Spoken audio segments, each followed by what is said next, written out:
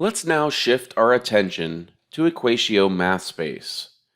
Remember, I'm using a Google Doc, and notice you have the ability to use Equatio Mathspace, and notice that when I do this, it is opening up an entire new Chrome tab.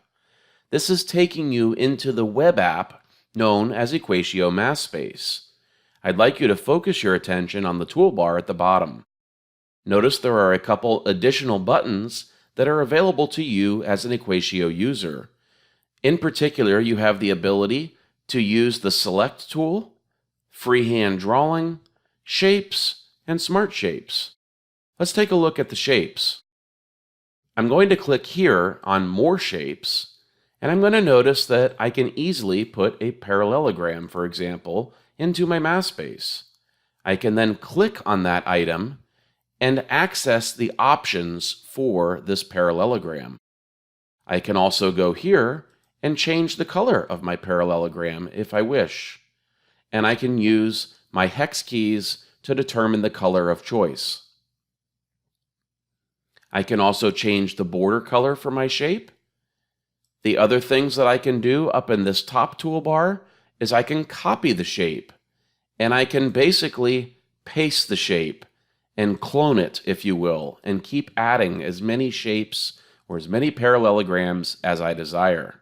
I can also hit the undo button if I decide to only have a couple shapes in my Mathspace. Notice here I have an Insert Image button that allows me to bring in other types of image files such as JPEGs, GIFs, PNGs, and SVGs with a maximum storage size of 2 megabytes. Remember that you can only bring images into your Mathspace that you have the license to use. Please double check before putting images into our product or inside of Mathspace to make sure that you have the authority to use those images. I'm going to click on the X. I'm going to come back out, and I'd like to quickly scroll through here to show you all the different items that we have inside of our Shapes button.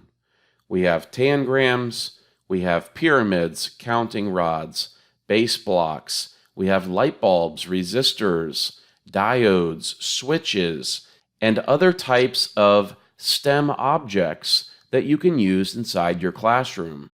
Notice here that there are lots of geometric figures, as well as other types of objects that we think you might find useful inside of your Mathspace.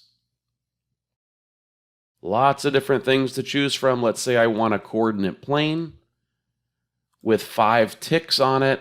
Notice this plane is not labeled with any numbers, but you could always go and insert your own numbers by using your Insert Text feature here.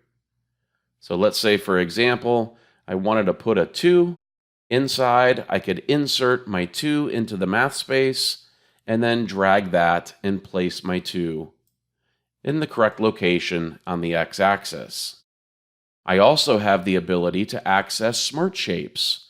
Notice with Smart Shapes, you have a few different features here, but these shapes give you lots of different options. Let me show you a number line. Maybe I want a number line in my Mathspace. Notice the object is selected, and I can come over here and I can increase the number of items on my number line. I can also increase the stroke width of the number line.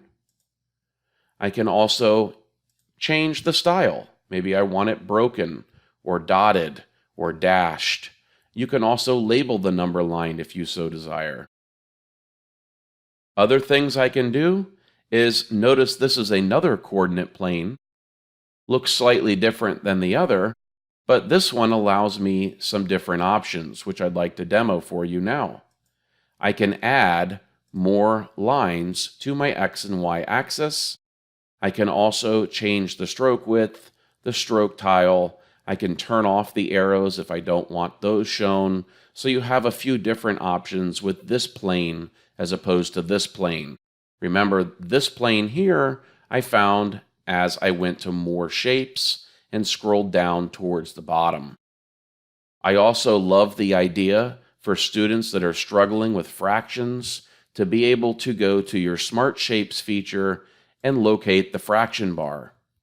I think this provides a lot of usefulness for students who are struggling, and maybe for themselves they want to say, I want this to be 5 segments that are shaded out of the 8 total segments.